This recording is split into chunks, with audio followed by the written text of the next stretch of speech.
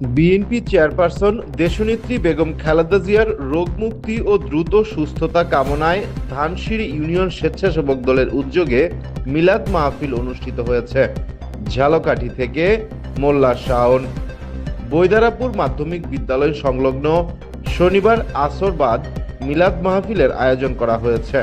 উক্ত মিলাদ মাহফিলের ধানসিঁড়ি ইউনিয়ন বিএনপি ও সকল অঙ্গ সংগঠনের নেতৃবৃন্দ সহ ঝালকাঠি জেলা স্বেচ্ছাসেবক দলের সদস্য মোহাম্মদ আরিফুর রহমান পলাশ ও আহ্বায়ক ধানসিঁড়ি ইউনিয়ন স্বেচ্ছাসেবক মামুন, সদস্য সচিব ফয়সাল, ভার্চুয়ালি যুক্ত ছিলেন যুগ্ম আহ্বায়ক ইউনিয়ন স্বেচ্ছাসেবক দল ও ডেমরা থানা স্বেচ্ছাসেবক দল ঢাকা মহানগর দক্ষিণ মহিউদ্দিন বাবুল।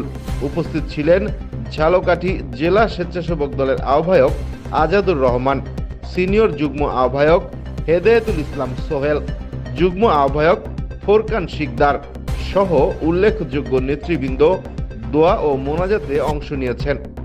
এতক্ষণ দৈনিক জায়জা বেলার সাথে থাকার জন্য আপনাকে ধন্যবাদ।